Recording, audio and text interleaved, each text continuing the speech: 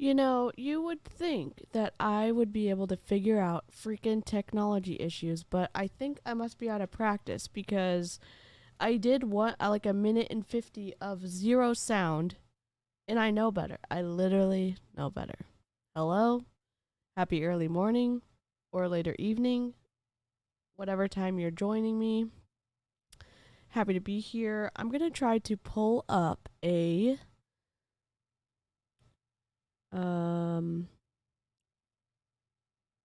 podcast. Yay, sound. Oh my gosh. You know, and I know better. Gosh darn it. Okay, let me fix my light because I look atrocious. Sorry, I'm just going to be vain at 1:30 in the morning. Sorry for the issues. I don't know why it keeps deleting my input, but it does. I have temporarily a different lens on my camera because I went out of town, came back, had anyways, we're back. We're back.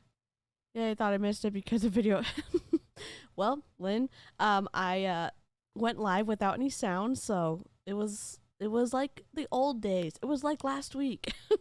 So I just should know better if I'm not getting the sound bar on my Rodecaster. Like, nothing's wrong with my Rodecaster. It's literally user error on my part. So the streaming software I use, the free one, it just keeps losing the input. So I should have just seen that it wasn't getting any sound and taken it out and got it back in. So, all right. I'm gonna. Dave Vaughn sent me a podcast, and I'm gonna try to pull it up. I'm gonna try to pull it up on my. I'll try to pull it up on my Spotify. So let me go ahead. Is it this one?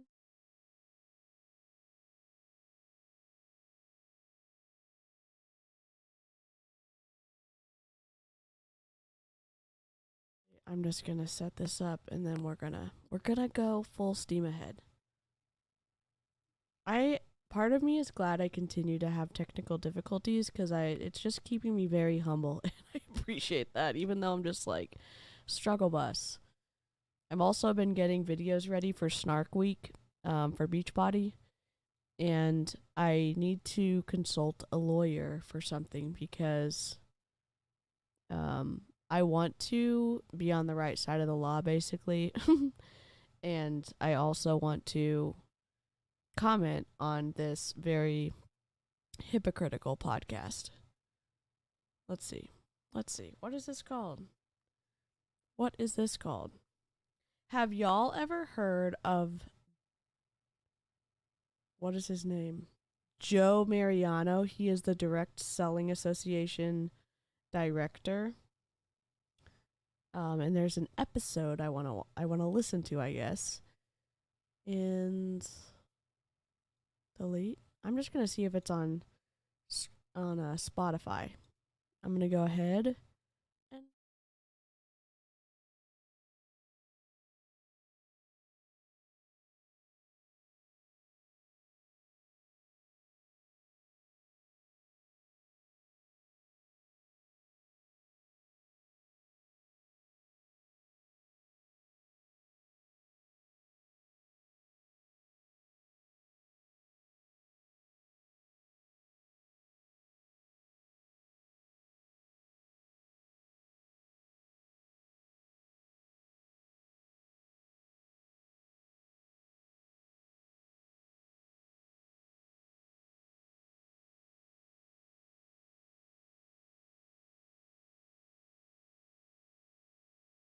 okay, sorry, let me fix it. Hold on 1 second. I need to go into the other thing. I won't talk. 1 second. Gosh darn it. Sorry, sorry, sorry.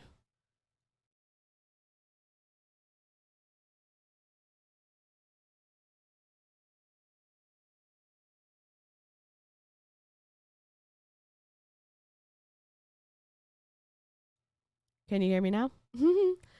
Ugh. Just a huge serving of humble pie. Okay, great. I know y'all are gonna get sick of me at some point, and I appreciate you just sticking around. I still have some congestion from being sick, so apologies. Okay. So what is his name? The Bull of multi-level marketing. Oh, geez, he's on. Great. We're gonna add you. We are gonna add a window. Are we gonna add a window? Where are you? Scene, window, add source.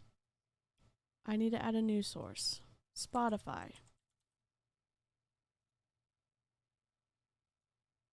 I guess we don't necessarily need to look at it while we listen to it, but I want to give my full attention to it because I'm nervous. Setting, Streamlabs, YouTube, Spotify. Ding ding. Doodle doo doo doo doo. Hooray. This guy looks like intense. Is that the right word for it? Where do we want him? Do we want him behind everybody? I think we do. Yes? Oh boy. Want to read this? I'm sorry I'm asking so many questions. I missed you guys so much. And I love streaming with you all. Y'all can't read that. I need to figure some kind of like order. I've been working on a template, but I was at a funeral last week and that's not bad. Y'all mind being under me? Just for now, until we can get through this little guy.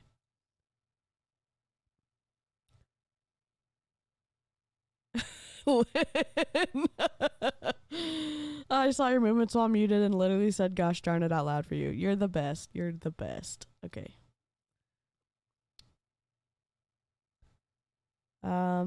Dominic Izzo is a retired police officer, radio show host, martial arts expert, cigar aficionado, and he is the bull of multi-level marketing. I'm guessing that's self-proclaimed, like having been in the network marketing industry since 2008. That's only 14 years. Izzo is passionate about the changing of the industry's perception through full transparency and effective training and incorporating a warrior's mindset for the business side of the MLM industry in order to turn prospects into success stories in place of the mindless drones most MLM leaders keep them as. Is that the longest sentence of all time?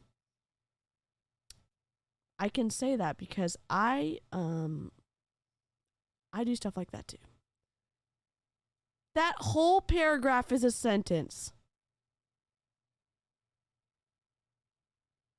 And we've got a tangent up here.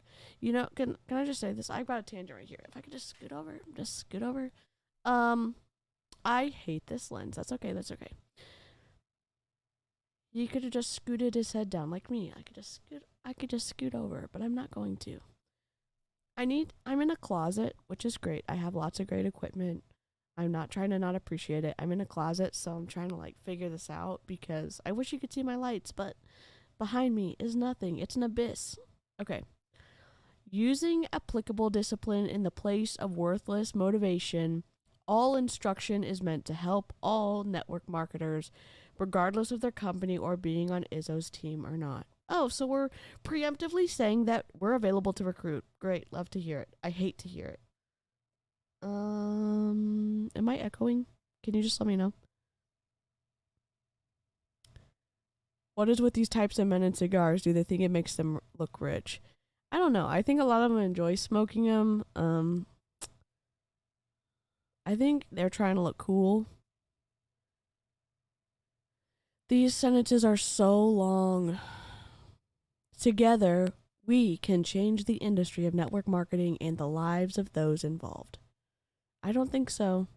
The network marketing industry is the single greatest source of wealth creating there is. Oh, in capitalism today. Who freaking wrote this? There are no bad network marketing companies. Yes, there are. Why am I reading over here? Can I read over here? Okay. No, I cannot. Let me just pull the correct thing over. I'm sorry I'm using filler words. I'm out of practice, and then I listened to some of my content, and I was just embarrassed that I said so many filler words, and now I'm still saying them. Okay. Their network marketing success comes from 3 areas: charisma, confidence, and integrity. Ugh. Come on, bro. Wait, where do we go? Where do we go? No matter who you are with, we want to help change the culture of the industry and bring integrity to the forefront. Y'all, I did not even leave long enough to be prepared for this. Okay, which episode did Dave want me to watch? Top YouTuber fails. Okay, which one is that? How many episodes do we got, bro? Oh, here we go. Top YouTuber fails to debunk multi-level marketing. Buckle up, guys. He didn't even write a description for this episode. He's just using a filler description. Okay, great. Thank y'all so much. You are the best. I think it's just like the feeling of big, long thing in their mouth. It's so... That's what it looks like. Lynn, you're the best. I'm dying already and we haven't even heard anything yet. I know, me too. Oh, okay. I'm going to play it for 10 seconds. I'm going to pause it. Let me know if you can hear it. I'm also going to turn on my little buttons because I need to charge my mouse. Professional. As Emily D. Baker says, we are professionals. It is a joke. Okay. We don't want to look at him, right? I don't know what we want to look at. We're going to figure this out. I'm so happy to be back. I'm so excited I can't even function. Okay. Let me open up my buttons. That's what I was going to do. Stream Deck. I have a Stream Deck for my video editing for work. Why are we lagging? And it also works in this. Oh, dang it. Full screen intro, end screen. Hold on, guys. What? Scenes? No? Oh, here we go. Response video. We want to... Oh, this is not what we want. Forget it. We're not doing it. We're just going to do everything by hand. All right. Sorry. My bad. Welcome back. Let me see if I can pause and play it with this one. Oh, jeez. Was I already listening to this? This is only 2 minutes? Oh, no. This is a Stream Beats. Here we go.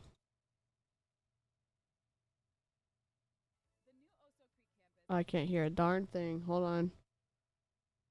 Is enrolling now for fall 2022. Enroll in He already has ads? Campus at Del Mar College is enrolling now for fall 2022. Enroll in signature programs like architecture, engineering, biosciences, hospitality. Can y'all hear that? Sorry, the girl that was quiet.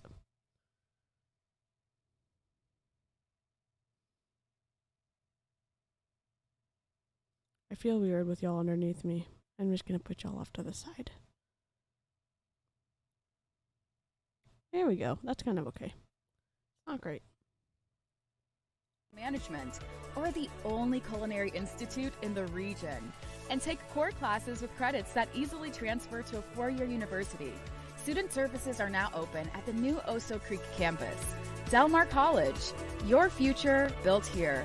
Enroll at delmar.edu/OSO.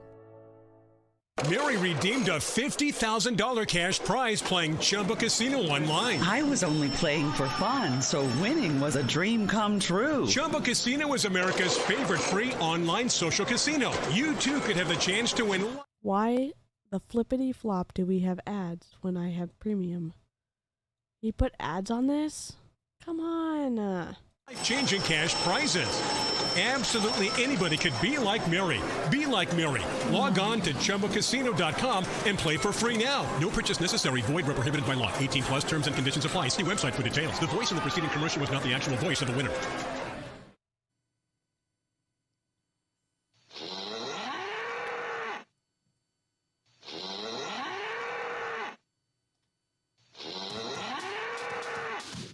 What the hell are we listening to? What in the shopping channel is this? I know. What the heck? All right, guys, Dominic Izzo, the Bull of MLM Network Marketing Warfare Podcast. Hope you guys are doing well today. We're going to be continuing this series on taking on those people who are critiquing network marketing. Hello. Because I think it's essential. I think it's crucial that if we're going to be so proud of this business, back it up, and go into the 2020s and on promoting the industry, you got to have a fucking reason for why you're doing it. You have to have the answers for these claims. I hate to say this, I miss Jesse Lee Ward's podcast because this is on the other side of the ditch. Holy, did we just stumble upon the next podcast to review? Because this is terrible. Don't tell Dominic. Is that even his name? I forgot what his name was already. Where is his name? No. I think it's Dominic. I don't know. We're going to play it. What the heck? If you've listened to the last couple of episodes, I've taken on some Instagram personas. I've invited them on. They've read my messages. MLM Boss Babe is one, and read my messages. I've cordially invited twice. No interest. There's a few others as well too, but I'm open to it. If they listen to this and they want to come on, I want them to challenge me, because if I don't have an answer. Wait, should we go on his podcast? Should we have my dad go on his podcast? There's two different reasons. Number one, if I don't have an answer, that means I'm full of shit. Nobody should do business with me. I want people to come on for this, expose me, if you will. I don't edit these things. I want people to hear whether or not I have the answer for this. Number two, it sharpens my skill set. I want those who are able to say, hey, you've got this, you're making this statement about network marketing. I got a question. Let's answer. Let's talk about this. What's your answer? All right, I've been going through social media, and I want to go to YouTube today, and I want to look at a video. This is by CoffeeZilla. This video was done April 19th, 2021, and the video is titled MLM Marketing versus Reality. I haven't seen it yet.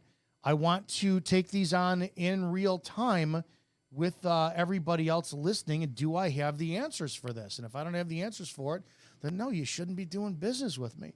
So let's play this. Let's listen together, and let's see what happens. Multi-level marketing, once seen as the new way to make a part-time or full-time income from home, now it's almost universally ridiculed and mocked by anyone because, guys, we've done the experiment. The numbers are in. It's a failing business model that doesn't work, except if you're at the tippity top. I want to talk about that for a second. One of the biggest problems with network marketing, right? Only the people at the top make money. True. Most of the people who are at the top, they have a couple different attributes for why they're so successful. They're charismatic and they're influential. They're like pie. Right. So what is the standard for keeping that influence and that charisma in check? That's my question. Because a lot of times there is no standard. There is no control. There are no controls. There's no enforcement in saying, hey, use your power for good and not evil. And good meaning stop exploiting others. So yeah, do I agree with him on that? Yeah, I do. Do I think like some of the most popular people in network marketing can get people excited about being associated with them? Yeah, I do. Pipers, right? They bring people in. You do. And I'm going to tell you, the business model is to sell people on the dream, right? You want to get people. But here's the problem. This is not mutually exclusive to network marketing and then business model. Coors Light, what do? You crack open a Coors Light. Here comes this train down the snowy mountain on a hot summer day, and it's bringing with you 17 Swedish bikini, big-breasted models that are going to be just all at a pool party. All of a sudden, you own a yacht. They're selling the dream. When we know the reality is you drink beer, you get fat, you turn into a drunk, and you probably, get... That is inherently false. You do not turn into a drunk by drinking one beer or even two. Some people are genetically predisposed to alcoholism. I look to the side because I have it in my family. So let's just paint with a broad brush, why don't we? Good Lord. Domestic battery with your spouse. Look at De Beers or K Jewelers or anything else. Buy your wife this giant diamond. Apologies for asking again. The sound is a little wild on this. Is it balanced for you guys? Is the sound on Spotify kind of balanced with how loud I'm talking so that you don't have to keep turning it up and down? Because what I can do is I can lower the Spotify a little bit and have it be more balanced. So please let me know in the chat. There's a little bit of a delay, so I'll just wait.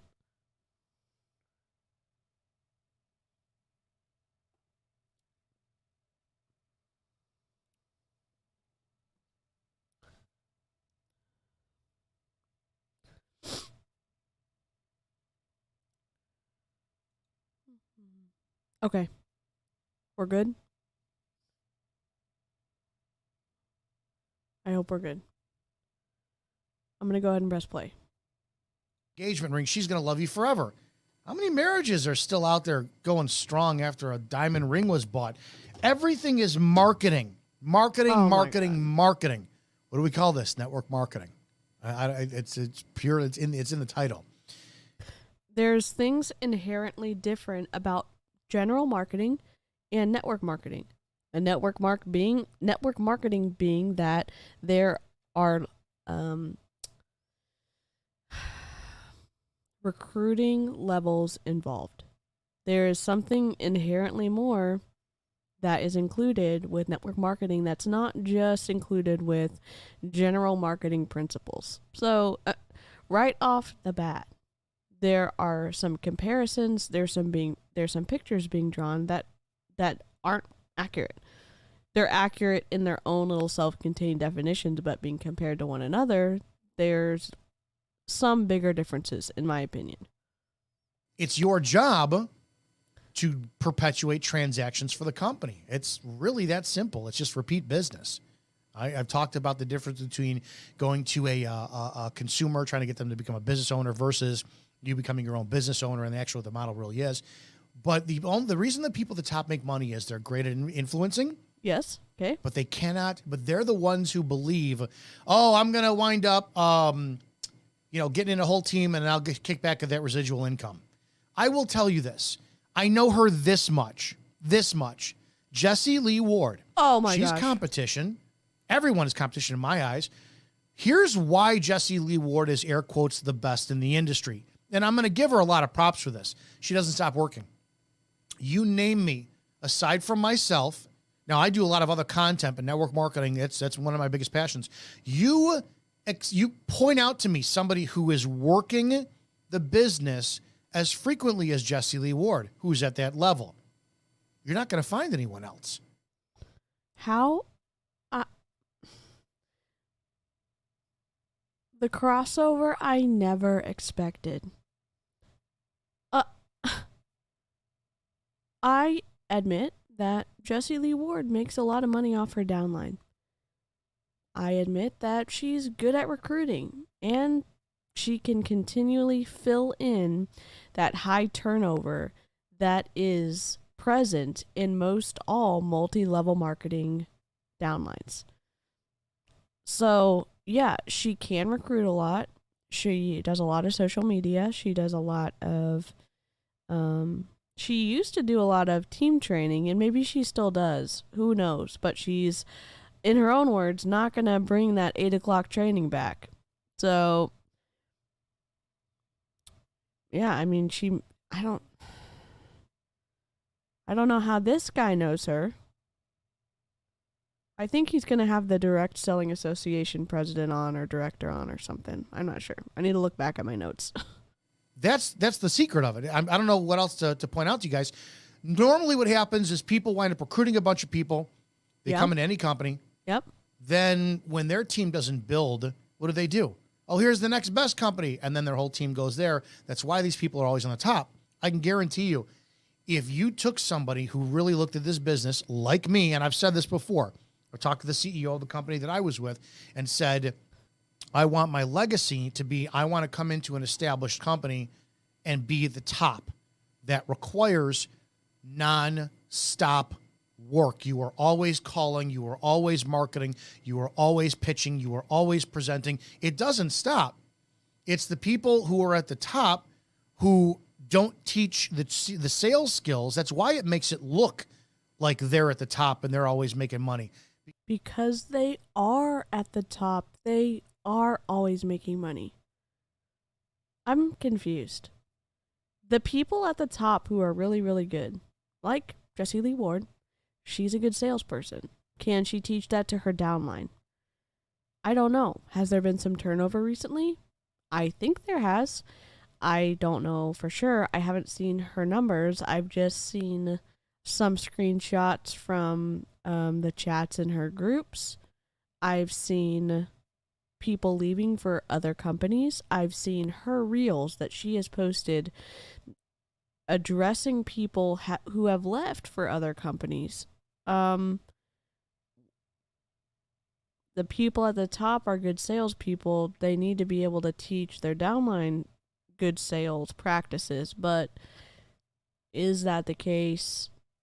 And more often than not, I don't think it is. And again, I think Jessie Lee Ward has openly stated that she has the best systems in the industry. She works harder than anyone else in the industry. And she came into Prove It when it was already established and is still attempting to get to the top of Prove It. Yet I know she does make a lot of money. She has commented on how much tax she pays, and I don't know how, again, compared to everyone else who makes money in multi-level marketing, how she compares. I know she sells herself as the #1 network marketer in the world.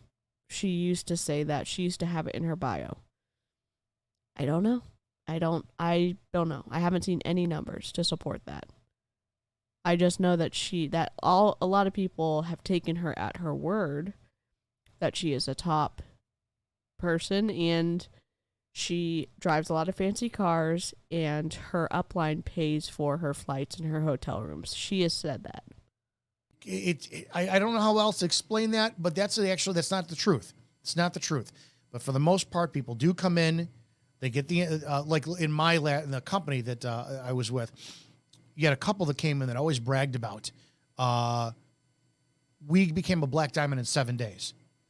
Well, in what company? What company is this dude in? A black diamond in 7 days? You can't do that if you got into the company today. You could, excuse me, and here's how you'd have to do it. You'd have to sit there, talk to people for the next 6 months, recruit them all, and have a date, right? Okay, it's July 22nd. On December 22nd, we're all going to come in at the same time. I'm going to enter in all you guys. That's what they did. They knew that the company had about a year till it was going to be open. They recruited a bunch of people. Then on the day it was going to be recruiting, hey, it's so-and-so. Remember, the business just launched today, and then they got them all in. That's how it happens. And if their team doesn't grow and another opportunity comes, they're going to go somewhere else. That's how the people, air quotes at the top, always make the money. So I want to dispel that myth, because proper sales, proper marketing, proper pitching, closing, all that, it's just not taught. It's selling the dream. And I agree, that shit's got to stop. That shit's got to really stop right now. When is it going to stop? We just saw Elamir do the same thing. When is it going to stop? You have one person, this dude, supposedly saying that's quote unquote wrong. Why is it wrong? Just because you say it's wrong? Or it's giving network marketing a bad name? I mean, what standard are we living up to? There's so many standards and they're all different. And people are held to different standards by their companies, whether they enforce stuff or not. So, I mean, the grand scheme of things, what's wrong about everyone signing up at once? I mean, in my understanding, when Jessie Lee Ward moved to Prove It from Modere, she brought her whole team with her. She brought a lot of her team with her. You're telling me that your former downline isn't gonna hear the all of the noise with the big leader leaving, and they're not gonna figure out where you went, and if they really like that person, that they are gonna figure out a way to sign up with them again? Okay. I don't necessarily... I want to be at least a little bit fair to him, no matter how much I disliked his intro. Some of the stuff sounds interesting. I have not agreed with how he is characterizing some things, and he might not agree with one darned thing that I say either. I just, I'm not really anywhere close to being, near his ideas and being on the same page, if that makes sense. Continue. If you can get enough suckers underneath you to lose money, you can then make money. That is true. That is an honest thing they say. Take a load off, grab. But the problem is that's in any business. Car dealers. No. Car dealers will say anything to get you to buy their car. No. Dating. Will a man not say any fucking thing in the world to get a woman so that he can get in her pants? Okay, that is making the assumption that women are stupid and that we're not going to figure something out. How long can someone last if they're trying to con someone else? Yes, are there good con artists? Sure, but he is leaving a lot up to vagueness in his explanations of all these situations. If you are saying whatever you want to say to sell a car, long term, how is that a business model that holds up? If you have integrity, that holds up in the long term. And if you treat someone right as a car salesperson, that person who bought the car from you is going to then tell their friends, hey, I had a great experience at this dealership and with this car salesperson because they had integrity and they didn't harass me and that they didn't lie to me. And I got exactly what that car salesperson said I was going to get. It's only 30 minutes in, and this is 8 minutes into the podcast, and I'm already extremely salty. This does not bode well for the rest of the podcast.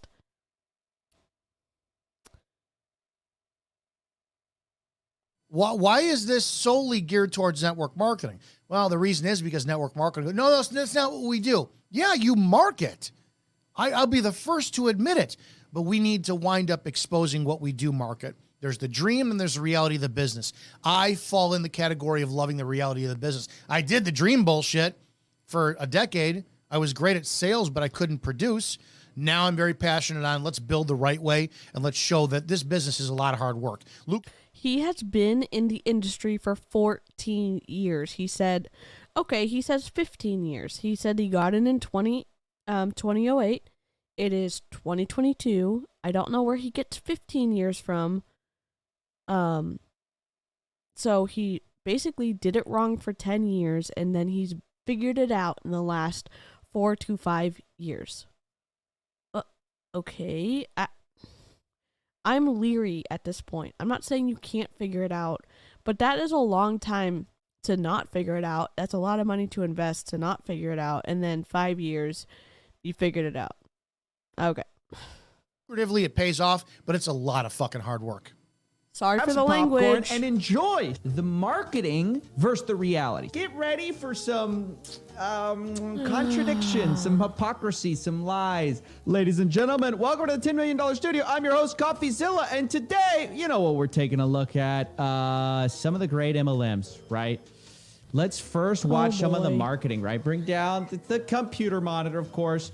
The first thing we're going to be looking at is Amway. You guys know them. They're sort of the original schemers, the original. I mean, the language is always going to be there. Pyramid scam, scheme, this and that. If it was legitimately a scheme, the government would have closed it down. God.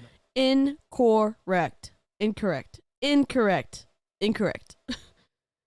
Just because something doesn't meet the legal standards doesn't mean that it is a good thing. It doesn't mean that it is right. It doesn't mean that there is no exploitation going on. It just means that the law has not caught up with the behavior necessarily.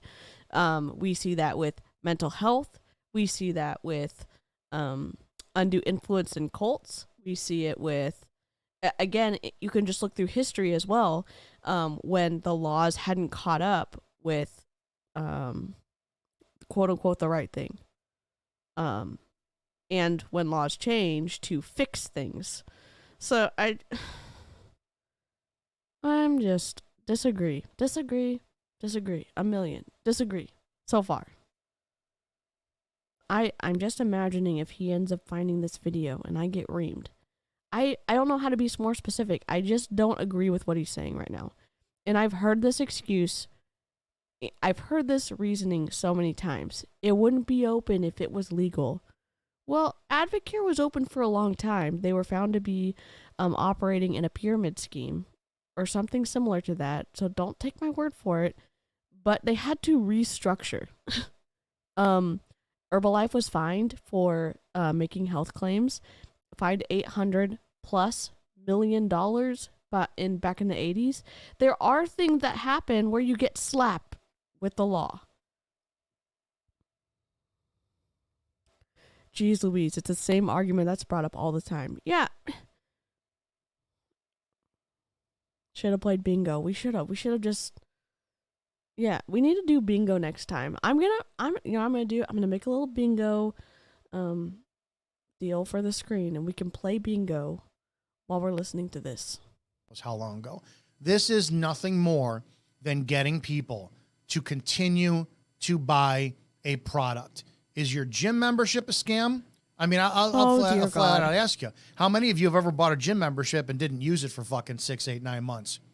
Well, just because you buy something that you don't end up using doesn't mean that that is the reasoning that you will allocate funds to a multi-level marketing product that you don't end up using, and that it ends up in your mind being okay because you also do something similar in another part of your life.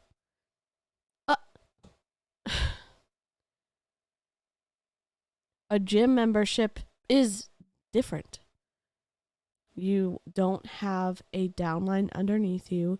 You're not talking multiple lines down into signing up for the same gym membership that you have and then making a commission off of other people buying gym memberships underneath you and you making money even though you never use your gym membership. It's different. It is different. You might not agree it's different, but it sure seems different to me. Ugh.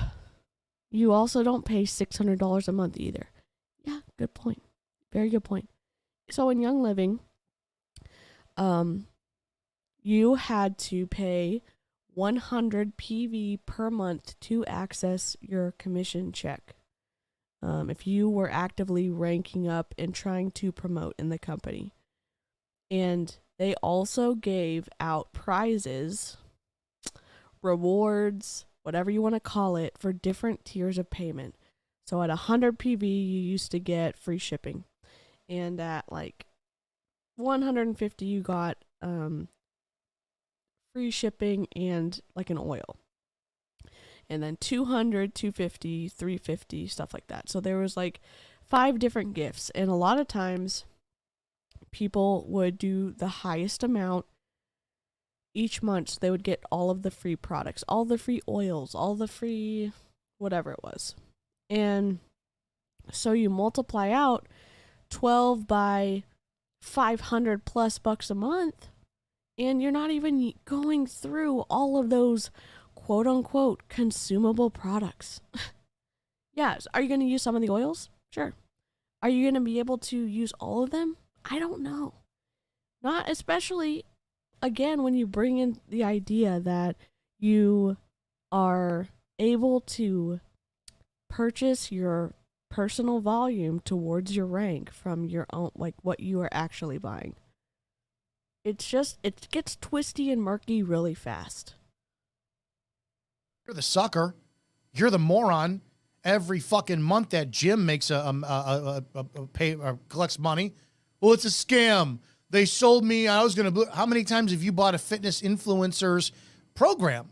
Oh, I'm going to lose weight. How many times have you bought a product? I don't care who it's from, thinking that your hair was going to grow longer, you were going to get taller, lose 10 pounds, your dick gets bigger. What?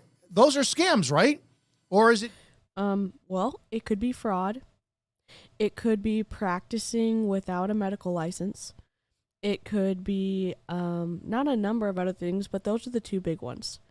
The issue with saying that a product does something that it doesn't do is you fall into the prescription side of telling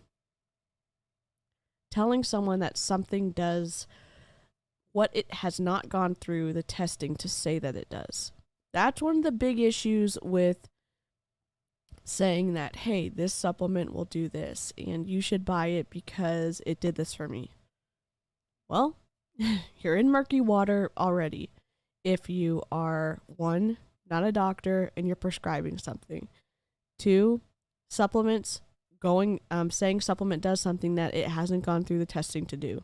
That is where the dangers start to appear, because the reason that prescriptions go through those testings is so that there is not necessarily safety, but there is consistency in saying, hey, this has gone through this much testing, this many hours, this many people, double blind, whatever you call it, and it is proven this amount of time to do this. And so we feel confident in saying that this does this, and now it can be prescribed to you.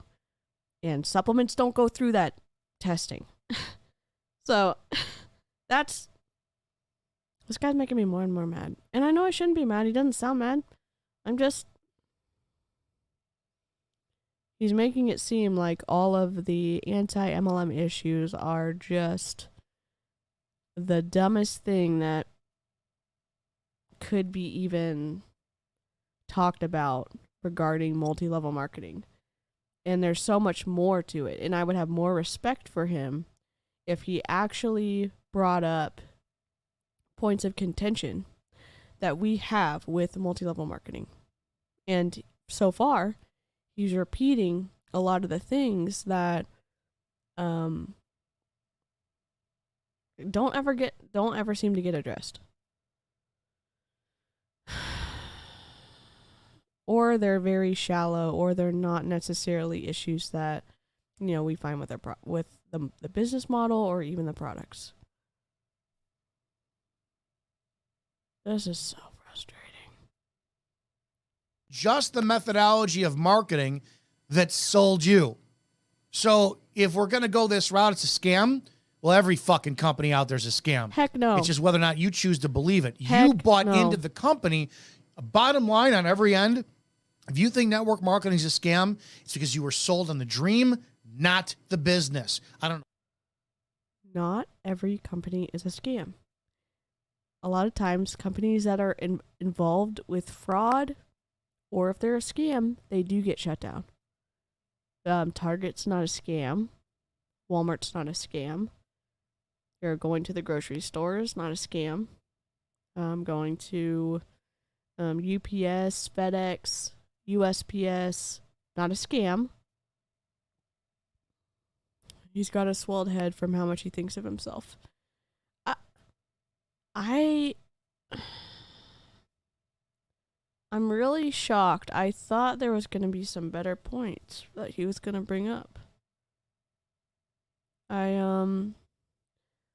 He says stuff and then he doesn't back it up with, I would say facts, but logical points that would prove what he is saying.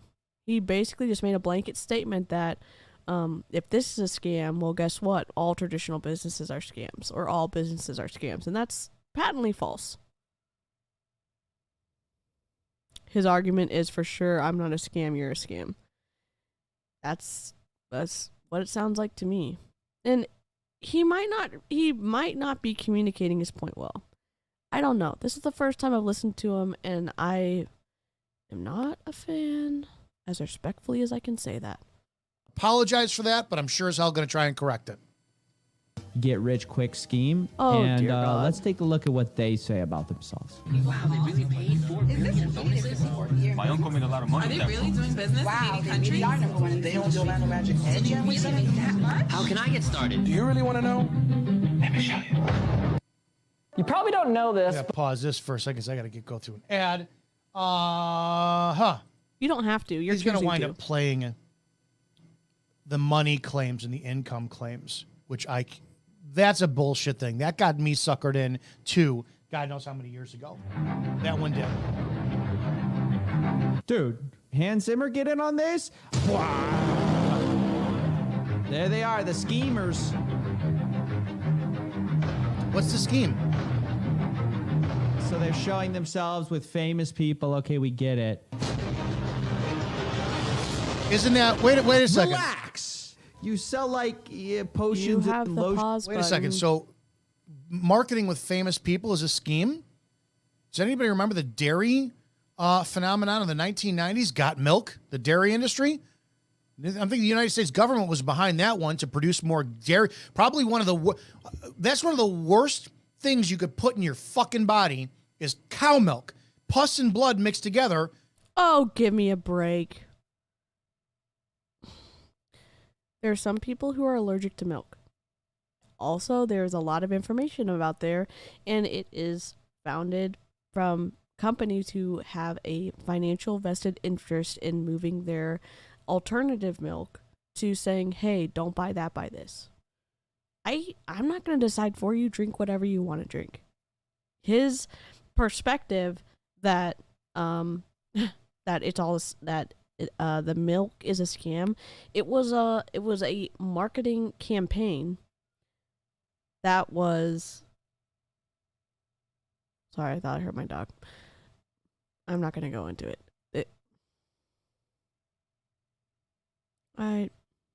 There's a master class specifically on that marketing campaign from the company who that advertising company who did it. If you have a master class subscription, watch it. It's very interesting. Don't shame that sweet milk.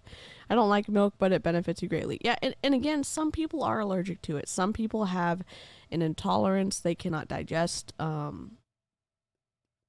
they can't digest it, or they have an allergic reaction to it. I get that. This guy is so frustrating. Here's an issue I have. Let's say that you have a celebrity or an influencer or someone bigger promoting a product, and you fill in all of the gaps with the gaps that the product has with the reputation of that famous person who is promoting the product. And I'll give you an example. Hertz car rental here in the United States was involved with some legal stuff. One example being that there was an error in their system, and it made people who had legitimate contracts with the company, there was an error that basically said they hadn't returned their car, even though it was still rented by their physical paperwork, and there were warrants out on all these people, like warrants for their arrest, because the system said that they had stolen these cars that had not been stolen. And relatively recently, maybe it was last year, Tom Brady came out and sponsored, or he was the spokesperson for Hertz. So he got paid to say, I love Hertz, it's great, blah, blah, blah. You have someone ultra famous and at the peak of kind of his comeback, and people like him and they hate him, whatever you want to say. He's very well known. Him being associated with Hertz improves Hertz's image, even though maybe they have done some not great things in the past, or they have and this is my opinion of what I understand the issue to be. I am not disparaging Hertz. I'm trying to explain the comparison of the danger that having a large celebrity associated with a company could potentially bring. There's people see Hertz is trustworthy because Tom Brady is the spokesperson, and he wouldn't be a spokesperson for a company that wasn't on the up and up. That is the general assumption that I would say people might think if they see someone who is a bigger celebrity or who is a bigger influencer being associated with a company. They see them using, for example, let's take a face company like Dime Cosmetics, and you see so many influencers promoting that product, and you think, this must work. It might, I don't know. I know that they have a good influencer program, and they pay out to that influencer when other people buy their products. So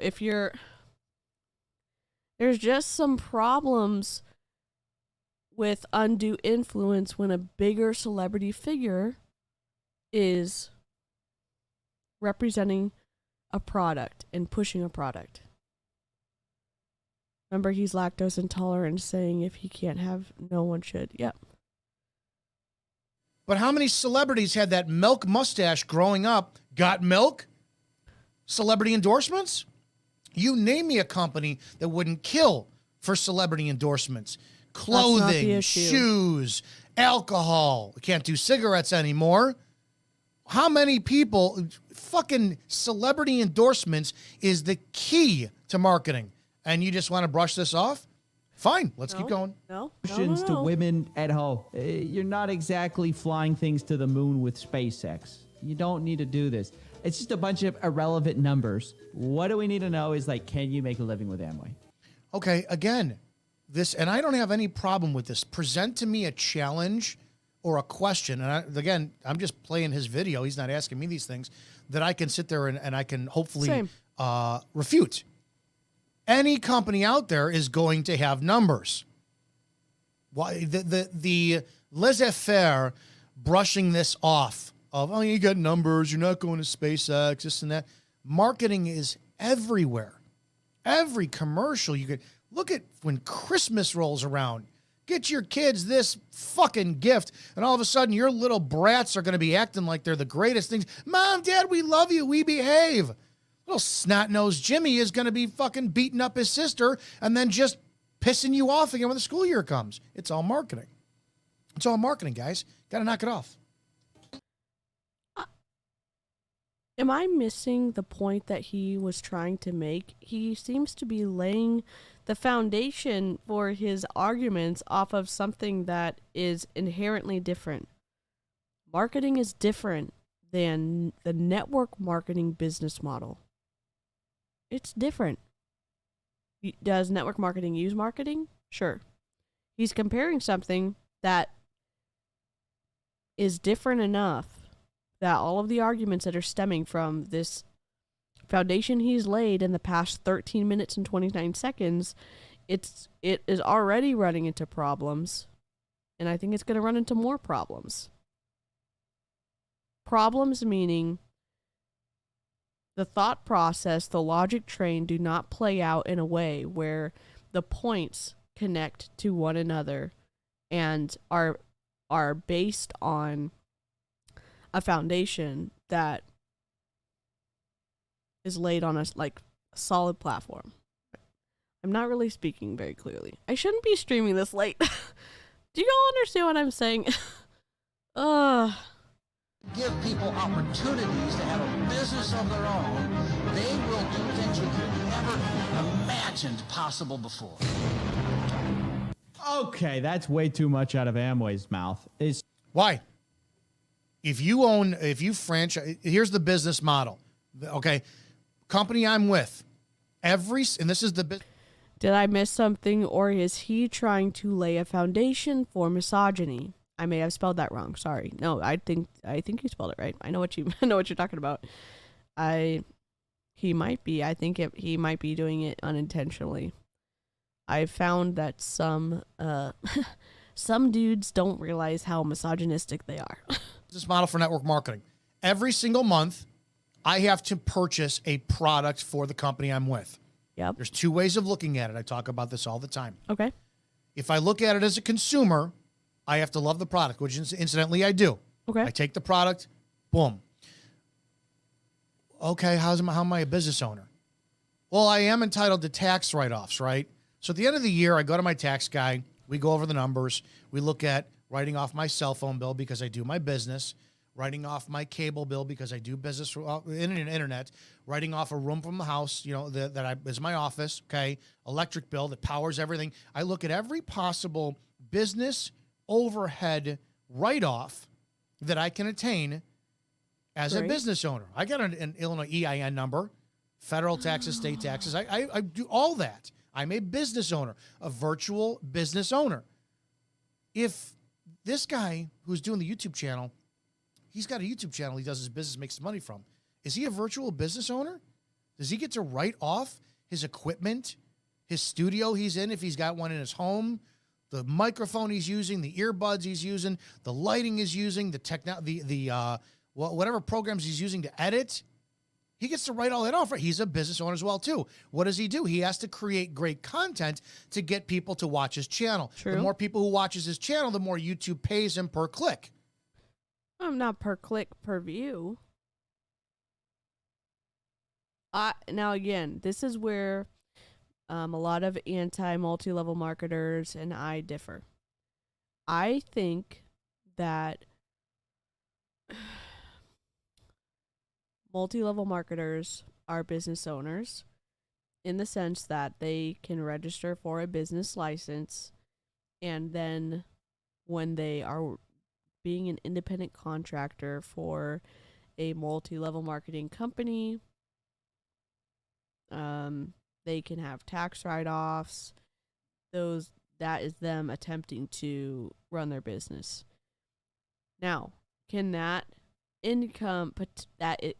potential income stream be revoked at the whim of the multi-level marketing company? Yes. I just think it's important because it's a little bit nuanced. It's a little bit indirect. I still think it's important to state. I know if you disagree with me, let me know in the comments. I know there's a lot of you who do. That's okay. That's okay. But I think it's more nuanced than just saying you're not a business owner.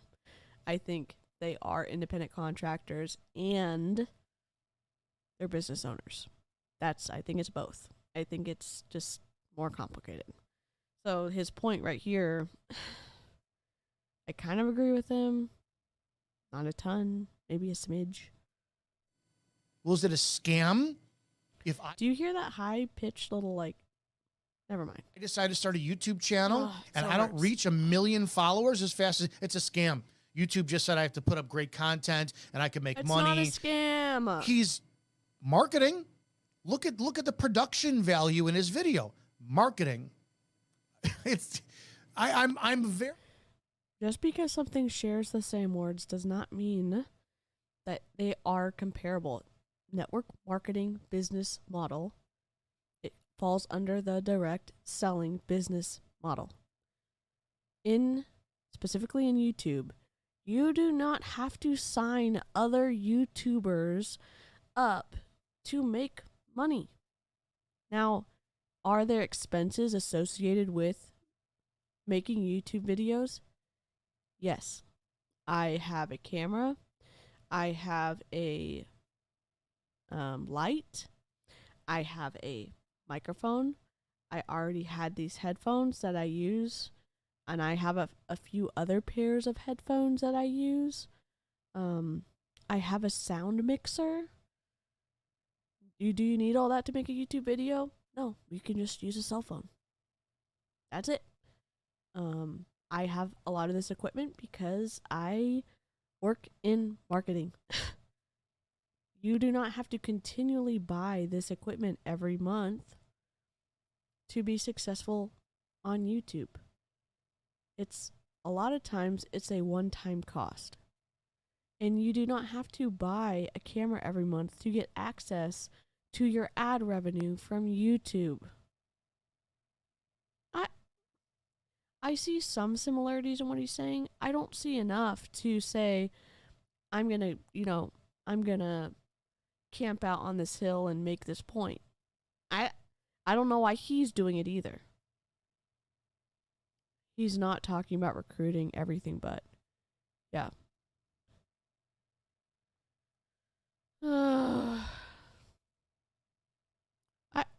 I wish that there would be a pro multi-level marketer out there who would address really similar ideas, or in a logical, clear way, address some of the issues that people who talk about the dangers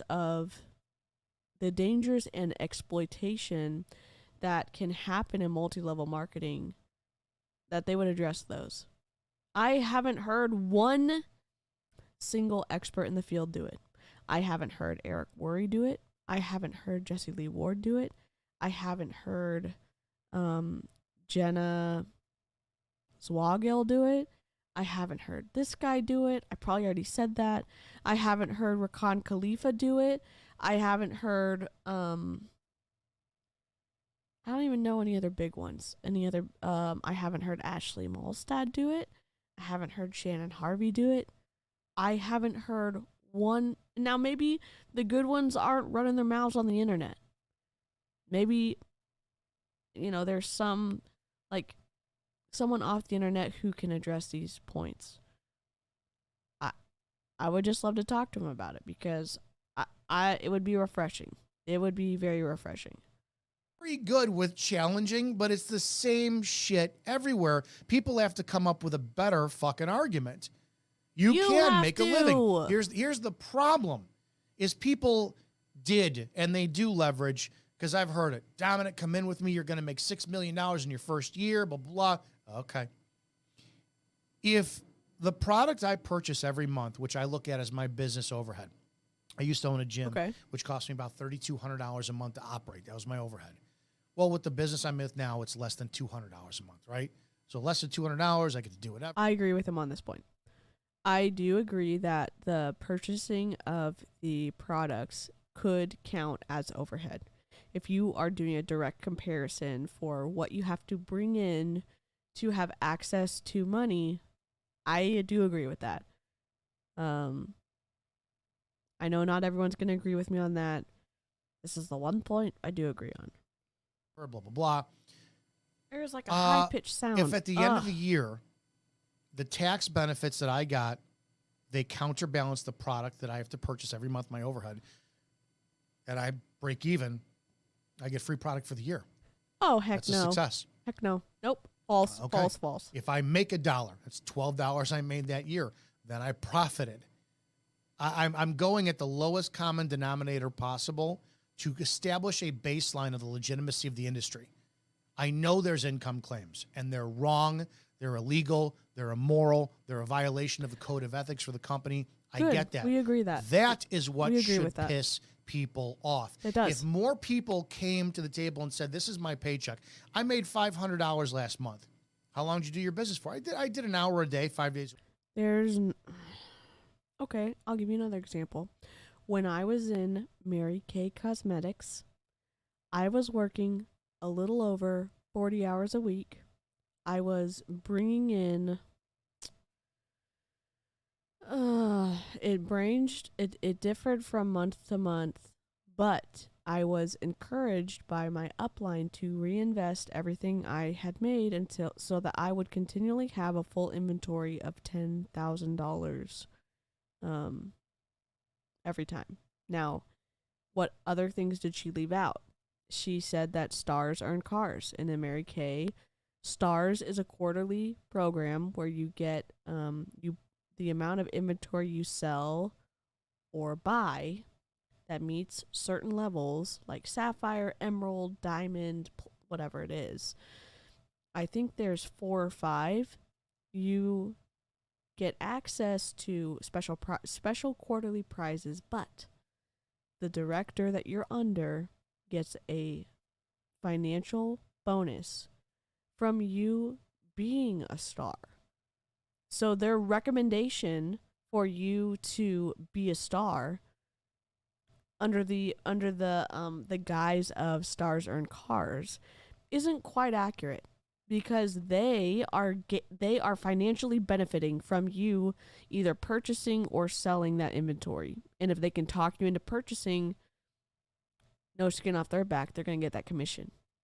And sure, if you sell it, they're still going to get that commission. But once that volume is purchased from the company, they don't give a flippity flop if you sell it, in my opinion. Like, what's the point of this podcast to defend MLMs and MLM? I think that he is trying to defend multi-level marketing. His podcast is pro multi-level marketing.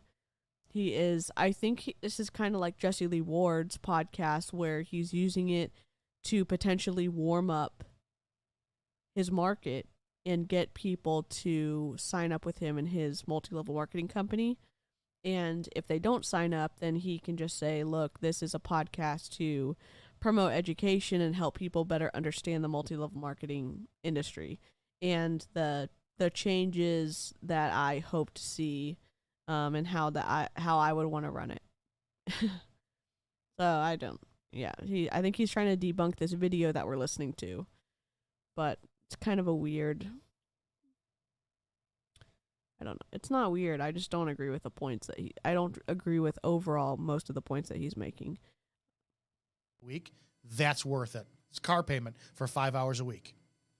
More. Oh, my upline makes $32,000 a day. That's the problem.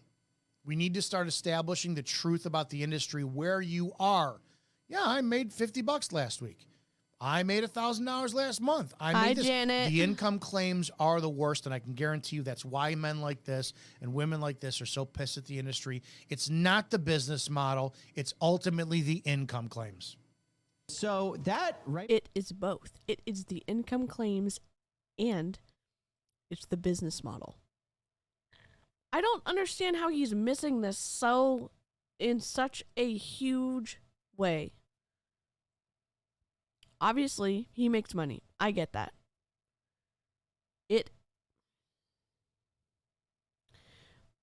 One of the biggest points of contention I have is independent contractors having the ability to purchase volume towards their rank in every multi-level marketing company compensation plan that I've read. It would be different if people would make a commission off of actual sales instead of volume purchase from the company. But they make commission off of anyone in their downline purchasing volume from the company, whether that's an independent contractor or a customer. There's no discerning between purchase inventory and inventory loading and stuff going out to the customer. Janet, I hope you have a great day today. I miss streaming and seeing everybody. Dang. So is it like 5:43 in the morning where you are, Janet? I don't even know. Lynn, what time is it where you are? Just want to know. Oh, this is a new dude. His name is something. He has the worst intro I've ever heard. What is his name? It's on my phone. Hold on. I'll tell you, Janet. Sorry, I keep not talking into the microphone. Let's see.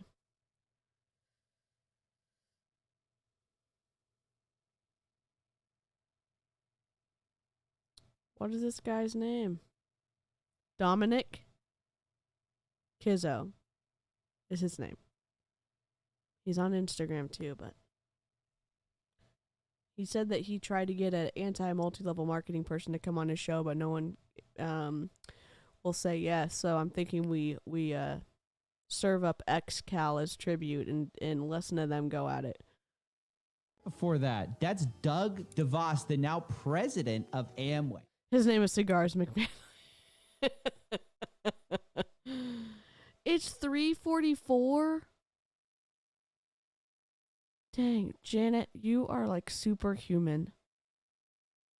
I don't know how you survive. And he's saying, look, we're empowering people with businesses. So, number one red flag. That's no, awesome, you're not. man. You are a employee. Well, you're a consultant. You're a independent contractor for Amway, but you're not a business owner. Are you getting a franchise of it? Like the McDonald's, are you own a business of McDonald's? Are you, when you agree to their terms and you use their logo, menu, terminology, systems, anything, are you an employee of McDonald's?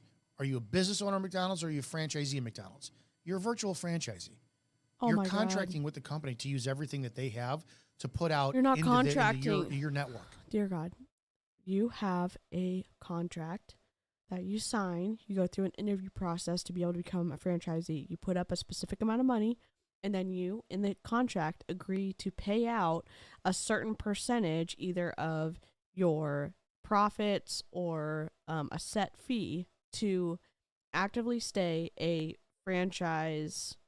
qualified franchisee in most cases. So you have access to their training, you have access to their support, you have access to their customer service, you have access to their recipes, their equipment, their what's it called? The distributors that you buy the meat from, and the buns and the soda. Like, you have all of that, and you already have a market ready to buy. If you're, let's say that you are part of a fast food chain and you get a franchise. Is he purposely like not explaining or comparing well? Is he doing this on purpose? Franchise and MLMs are not the same. Yep, correct. His photo reminds me of that guy. I remember who he reminds me of, the most interesting man. Yes. Yep. Hi, Tanya. I hope you can get more sleep. Well, we were good, and then we started listening to this dude. I may have to get you and Karina to react to him with me. You're literally a franchise of it. So continue. Let's be completely clear about that. But I think you get the idea from the DC Comics trailer here. You're going to make a lot of money with Amway. It's an exciting... Again, marketing. Okay, what does DC Comics do whenever they put out a movie? They hire the best actors. They have the best editors, the best lighting, the best score. They're going to make it so emotionally rooting that you want to pay how much money to see their film once, twice, buy it on Blu-ray, and then do the George Lucas business model of go out, put their faces on every lunchbox, action figure, I don't care, lightsaber, glow-in-the-dark dildo, whatever. It's all marketing. Oh, Studios make money on movies. Let's continue. Place to work with. Okay. I think that on some parts I'm addressing some points that he's saying, but overall I'm listening to him not drive home any points. And is it because I disagree with him so much that I'm not really willing to hear any clarity of thought on his part? I don't know. Possibility, sure. I don't. This is not the same level of like my dad explaining something and us disagreeing, but him being able to articulate the differences and the differences of opinion that he has with me. It's not the same. It is not the same. And I'm not as good of a communicator as my dad. I get that, but I just don't. I'm very disappointed with this guy's explanations, his points, and then when he thinks he's hit a home run, he moves on to the next one. Oh, wow, trying to connect apples and house building. Dude, I know. Ugh. A lot of money. $40 billion in bonuses and incentives, they say. He keeps saying the same thing over and over again. Yep. So, how much do you really make? Yeah, it's available. It's there. Okay, let's go. From Amway. Well, it turns out if you're in the bottom 50%, you make about $400. If you're in the top 10%, the median income is $3,000, average $11,000. That's worse than working at McDonald's. How long are we working at it for, though? Let's do the ratio. How much time are they spending? And it's going to be a personal decision. If somebody is spending 40 hours a week doing this business and they are only making $11,000 for that year, I don't think so. I think he has such a warped sense of thought. Yeah, I don't know. And again, there's a danger in being so immersed in, for example, multi-level marketing, creating whatever medium that you feel like, or I could feel like, okay, this whole thought, there's a lot of context. I don't explain the context to the viewer, and I leave off actually being able to communicate something that someone would be able to get who didn't have that context or that experience. There's a danger in that. Maybe he is so immersed in his multi-level marketing that he thinks he's driving home points because he has context and experience and meaning, and he's not actually getting that out to the audience. That's about as fair as I can be, because I'm mostly irritated with what he's saying. Lynn said it's almost like listening to a toddler explaining Roblox worlds, but the toddler actually makes sense once in a while. This is not the business for you. But again, I'm going to say this. I owned a gym for 3 years. The only year I profited 1 month. Every other dollar I made went back into that business.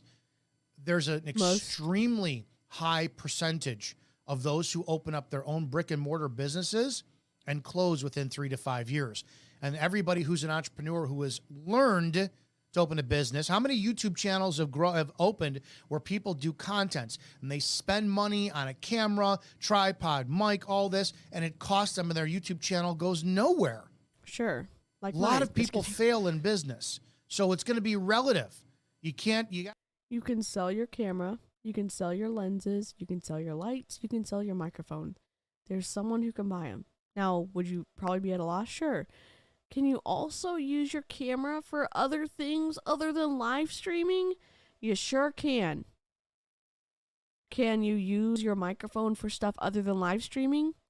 Sure can. What about your work meetings for Zoom if you work from home? What about if you're a musician? What about, again, you could sell it to someone else who needs a microphone or a microphone arm or lighting or lenses. With multi-level marketing products, is there an actual market for stuff for people to want to buy what you've purchased? Not like it is for selling equipment, not like it is for selling electronic equipment. It's not the same. And sometimes the market doesn't actually exist because the independent consultants within the multi-level marketing company has created almost a false market to purchase those items when those items cannot stand on their own in a traditional marketplace. So again, I think it's different. I think it's so different that comparing the two feels like he's grasping at straws. That's my opinion. Let's continue. Got to be more responsible when you're putting your arguments up there. But again, if somebody spent 10 hours a week and they... Good night, Jennifer. Tanya said you can still use the stuff you buy for other things and maybe reboot and rebrand your channel. Yep. And again, it's not like I have to buy a microphone every month. It's not like I have to buy a camera every month. Cameras last a really long time. It's not like I have to buy a new computer every month. It's not like I have to buy a new light every month. If you take care of your equipment, that's you're good probably for 10 years. Made $11,000 for that year? An extra $11,000 to go towards grocery, gas, whatever. That's a success. That means they got free product and they made an $11,000. Even if you made $400, you're talking about what you profit. Okay, what is it? What is it in the context of how many hours you worked? It's not just a clear cut. We made this or we broke even and we got product out of it. It's how many hours did you work? That is a meaningful piece of information he's leaving out. Thinks he's above everyone else and that he's trying to mansplain to the dum-dums and he thinks people aren't going to question or use critical thinking.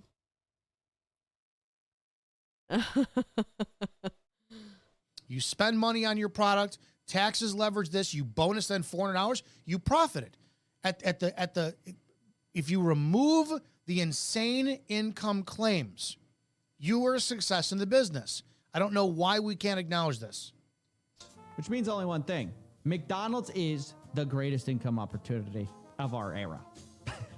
Sure, it'll teach you hard work. Seriously, if you work a minimum wage job at McDonald's, you're making more than 90% of Amway employees or True. independent business owners, whatever they call it. That's such a lie. What are we doing the hours? You breaking it down? Is it a 40-hour work week for both? Come on, don't do this bullshit.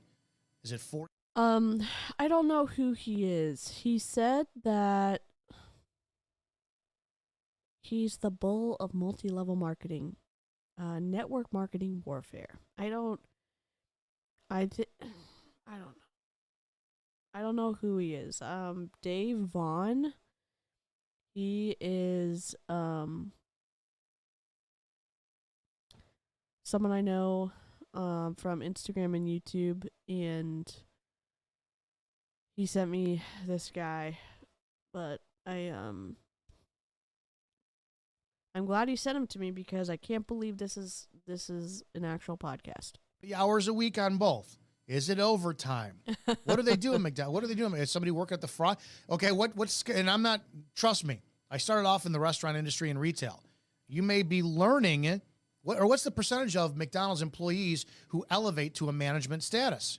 It doesn't. Network marketing, yeah, you're going to sink or swim based on some serious skill set. I don't think it costs that much to wind up working a drive-through window or doing some fries. But if you want to operate your own business, you can't get somebody who is afraid of talking to people and afraid of growing to succeed. That's why it's the personalities and the people who refuse to become skilled in talking to people that fail in network marketing. Well, let's continue. By the way, Dear top God. 1%, okay, ladies and gentlemen, $43,000 median income. Guys, you're the valedictorian, and you're making like a regular wage from like a regular job. This does not justify. Why? Maybe the way we start recruiting for Walmart, McDonald's, is by start playing like the employee thing, but instead, Brianna gets a demonstration from the master burger builder. Now, next up on the chopping block, oh, buddy, we've been needing to do this one for a while. Patrick Bet David. Patrick Bet David from Valuetainment. He actually did a great video that was a response to John Oliver. John Oliver destroyed network marketing on one of his shows. Patrick McDavid did a blackboard presentation on what network marketing is. I strongly suggest you watch it. It actually says it's just nothing more than marketing. And he's extremely correct on it. Let's continue. He's extremely correct on it. Well, why is he correct? What reasoning do you have to support that he is correct? You can't just say it. I mean, I guess you can. It's a free country. But what's the point of saying something, not having any foundational points to support what you're saying, and just hoping that we accept it? If I was the host, him saying, let's continue, would get on my freaking nerves. Again, yeah, he's the one pressing the play button. So, and again, I say it too. So I can't really hate on him too much. I'm so confused. I can't keep up with all the different the voices on this podcast. So here's what I think's happening. We have our dude Dominic. I say dude as in he's this guy who's the podcast host. He is reviewing a video on his podcast, and it's very confusing to listen to, like, it's very confusing to keep track of what's going on. I don't think it's a great format for a fully audio medium to review a video, especially this video, because it creates a lot of confusion. Ladies and gentlemen, owner and founder of People Helping People, an MLM focused on life insurance. You may know him, though, from his YouTube channel, Valuetainment. Now, I have no problem with Valuetainment. I like it. I'll watch Patrick all day on Valuetainment, to be quite honest with you. But the MLM path, what are you doing with the MLM? Because it bills itself as like solving all the problems, guys. It says, student debt, crisis. What's going to save you? Let's watch their advertising. Will the rising trade tensions between the U.S. and China just keep pushing these markets lower? Underemployment among recent college grads. Saving for retirement. Put some fear in them. It's not easy to ignore the financial. Okay, yeah, you just answered it. Put some fear into them. Yep. Yes, Lynn, exactly. I don't. Where's the disconnect? Marketing. There's marketing firms. There's literally marketing agencies that are designed to find out what buttons you hit to trigger human emotions. Does anybody not know anything about politics? Am I doing that? Your political candidates have teams that go out there to find, hey, we're going to Anytown, USA tomorrow. Make sure you wear this color. Make sure you adopt this accent. Have you not seen your higher echelon political candidates? All of a sudden, they sound like they're from the South when they go to the South, or they sound like they're black when they go to urban neighborhoods. And it is meant to connect with your audience. I mean, it's I was a cop influence for almost 20 years. Manipulation. Do you know that you have to speak to the level of what somebody understands you? What? So if he says that you have to speak to the level of who understands you, does he think that we're idiots? That his audience, the people who are ingesting his podcast, are the dumbest people? Because, in my opinion, some of the points that he is making, he doesn't follow through on. We're just supposed to accept him as at his word. And I think it's a sloppy way. I think it's a sloppy way to make your point, especially with all of the bravado he said at the very beginning about what he was going to do in this podcast. Dear, oh my God, this is really frustrating to listen to. And I secretly hope he doesn't find this video, because I don't think I'm doing a good job addressing his points. My job is to get you into handcuffs, and you're already you're at a level 10. It may be shut your fucking mouth, put your hands behind your back, because you're at a level 10. I'm going to match your energy. But if you're at a level 1, I'm not going to go shut your fucking mouth, put your hands behind your back. I'm going to go, hey, John, do me a favor. Can you just put your hands behind your back? We're going to solve this problem. Speak to the level of what somebody understands you. For a guy who's got a superior YouTube channel, you're not seem to really selling the point that much here. People in glass houses shouldn't throw stones, Dominic. And again, I could be saying the same thing for myself. I guess I hope that I have enough self-awareness, and at least at this point in my life, I think I do have enough self-awareness to know that I'm probably not making the impact I'm hoping I'm making with addressing his points as we are listening to this podcast. But as a listener, I can say he is not driving the points home that he thinks he's driving home. Sir, no, I was not shoplifting. I have the receipt. No, it's the same product on the receipt. Yes, I'm sure. No, I know it's spelled differently, but it's still the same. Lynn, No, I'm not arguing with you. I'm just stating the facts. No, please don't put the bracelets on. We got a long way to go. Financial problems we have today. In retirement, not a chance. Everyone talks about it, yet very few bring financial solutions to solve it. Oh boy, here we go. Big promises. Until now. The champ is here! The champ is here! Okay, he's going through marketing on this. Everyone in their social media does this. Every single person on social media shows themselves in their best light. This is literally marketing.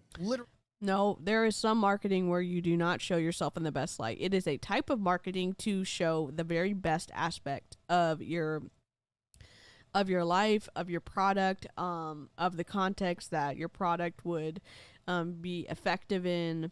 That is one sliver of marketing. It's not a complete picture. And maybe he doesn't understand enough about marketing to realize that, and I'm probably not communicating it in a way that is clear or clear enough to drive home the point. But I'm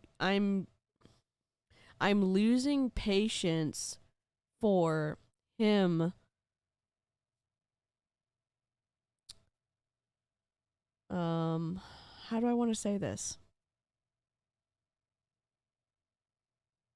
Giving such a limited understanding of something and saying this is the complete picture. I think it's manipulative.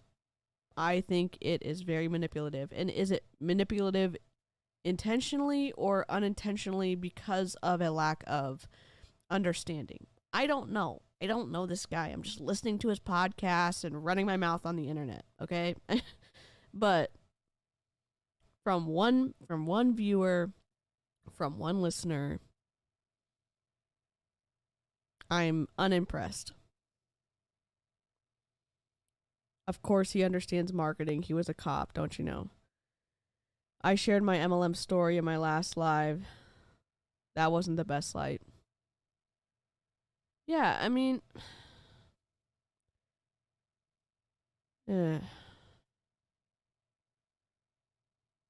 I don't know. In his words, let's continue. Really marketing.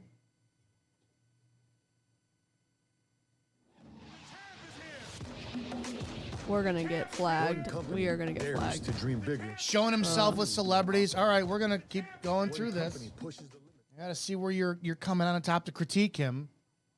We got people smoking cigars, fat cats, dude. This is a lot like the Amway thing. It's like a younger Amway. It's nice. It's fresh. It's exciting. So what is the reality of PHP? According to the disclosure they have to file. Let's check it out because they say they have the top compensation plan.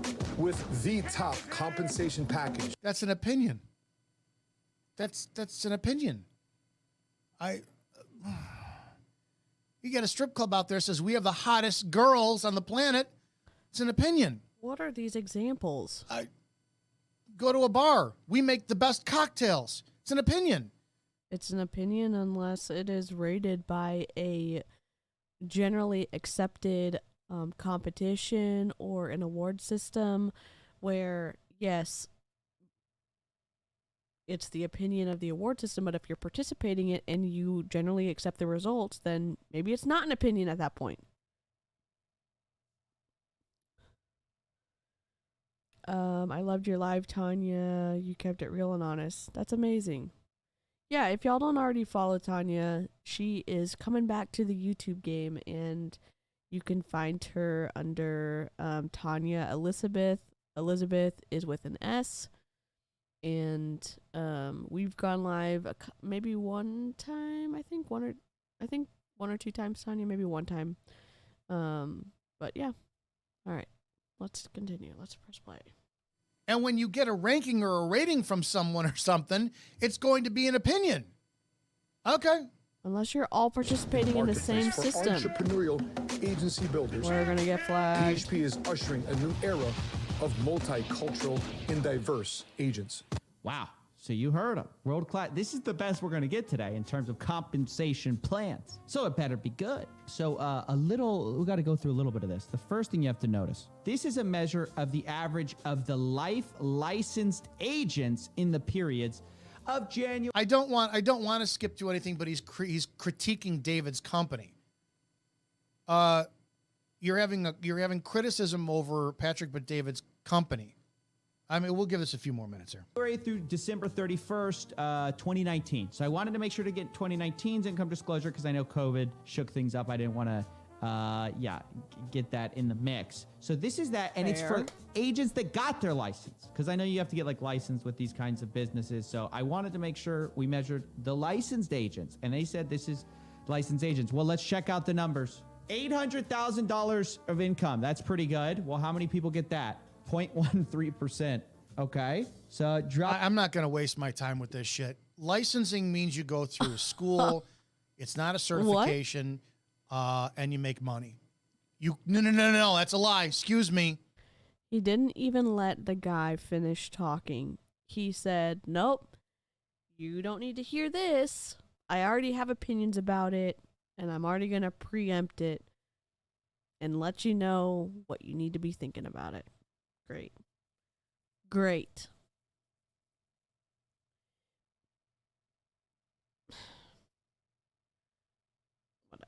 Whatever, buddy.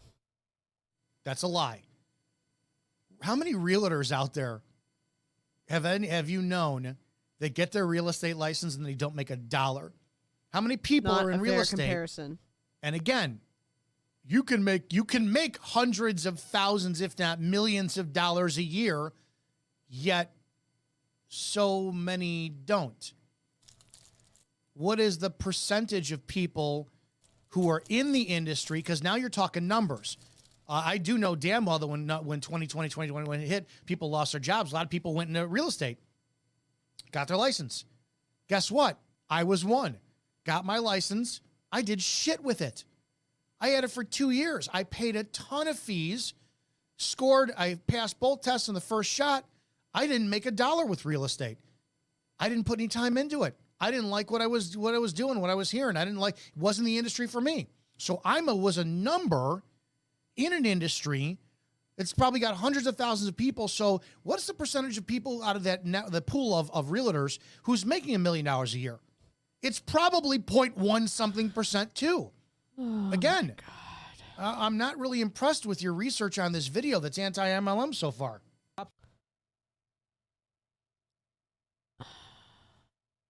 He finds these videos that are easy to address and easy to pick apart and easy to critique. Okay. Probably a lot of people do that. It is certainly easier to critique someone with points of contention that are on the opposite side of your beliefs. Example, I don't agree with Jessie Lee Ward's sales practices, her recruiting practices. Those are just a few. I don't agree with Ashley Molstad's and Shannon Harvey's business practices either. Their recruiting practices and how they carry themselves and the doublespeak that happens and that I heard myself from being in their recruiting group. Those are specific points of contention I have. People who continue to do that and they don't change, that is just an easy thing to continue to address. And addressing something that's easy, sure, does that put you in a better light? Probably does. You probably spat the cigar butt in their face while trying to mansplain why this house is not a house, it's an apple. Yeah. And again, my dad and I did a review of Tim Sales. Tim Sales was critiquing Kiki Chanel's channel, one of the videos that she made. And my dad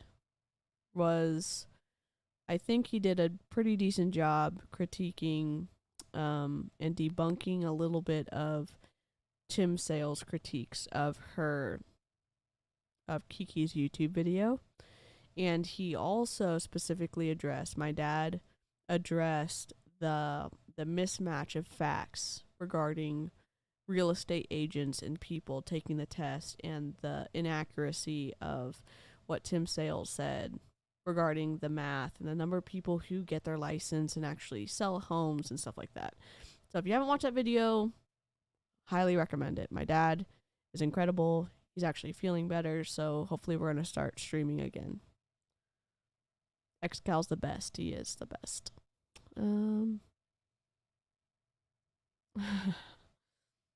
Pretty steeply off from that. Okay, 300,000, not bad. 0.14%. Now, going on from that, like, you basically have 1% of people making a really good income, it seems like. Because 0.75% make... That's...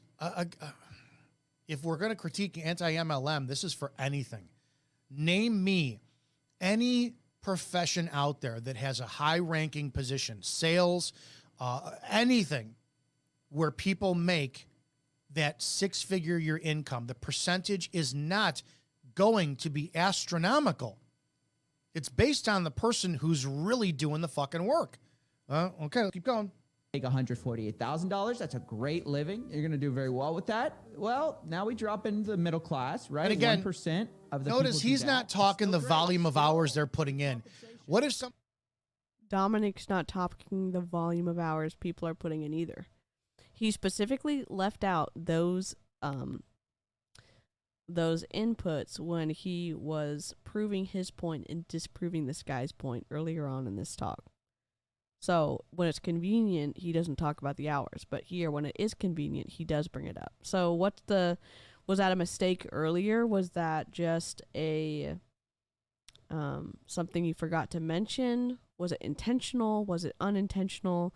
Because it seems pretty glaring at this point in the podcast when we're 30 minutes in. Oh my gosh, we're 30 minutes into this. Somebody is working 25 hours a month and they're making 60 grand a year. Oh, he's just talking over it. That's why it's loud. Okay. This argument is very disingenuous. Made $200. The vast majority of people who made money with PHP barely paid off their enrollment fee of $200 that year. Yeah. He didn't even hardly broke even on an enrollment. It's a disingenuous argument. Now, 20% of them. He is not saying how much time they worked. He's not talking. He's not. You need to break down the person, find out what they did, how much you worked, what was your marketing, what did you do. I can't stand this crap. Because are we to assume that everybody worked 40 hours that week? Everybody worked 100 hours that week? What was it? Everyone got their guests ready? McDonald's employees. Yes, ladies and gentlemen, the number one compensation plan in MLM. The thing that's changing everything. An hourly rate job. Okay. McDonald's starting salary makes more than 90% of those people. This isn't to dump on those people, by the way. This MLM as a rule, it just doesn't work. Guys, I always tell you, MLMs are scams built to enrich the very people at the very top. Now, I will say this. The guy that he's responding to, I think he's doing a poor job as well. I mean, this guy's saying he's doing a poor job. I think Dominic's doing not a great job either, but the video he's listening to, I'm not a fan of that. So that's probably the only second point that I agree with Dominic on. I don't know. I'm trying to do that balance of like not saying something I regret and also trying to be clear about the disagreements I have with this guy. Basically no one else. I want to hear an argument that makes sense. You have to recruit people underneath you. I want to hear an argument that makes sense, Dominic. People will tell you, well, of course, Stephen. You know, people not many people succeed. It's just like owning a business. Because it is. A business where most people don't succeed, except there's a problem with that. You don't have to go out and base your success on getting new suckers in the program. This is the problem with MLMs. MLMs involve the majority of their work is, hey, you got to go recruit. So in order for you to succeed, this is what makes MLMs completely unique. You have to make other people go lose. Do you get that? No, I don't. Because when I owned a gym, there was competitive gyms not too far from me. One actually sent me a non-compete letter. You can't be here, all this shit, whatever. Go pound salt.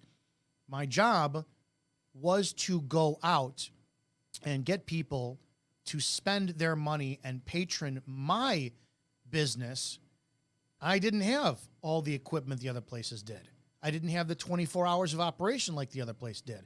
What was the value that I was trying to convey or sell to people to make them want to join my gym versus another gym? So any business does this.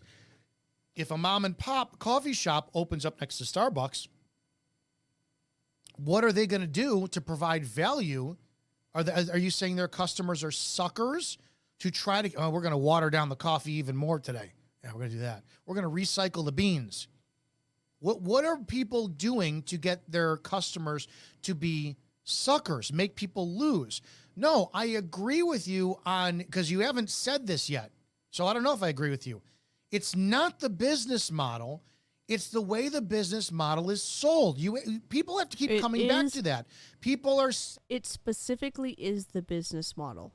When the independent contractor can purchase volume towards their rank, you get in sticky situations where we have inventory loading, where you have a skewed success of people actually winning in the company. When you can make commission off of volume purchased towards a company and not off actual sales towards customers, you again participate in that murky kind of situation where again it skews the what success actually looks like in the company. Are some people selling to customers in some multi-level marketing companies? Yep.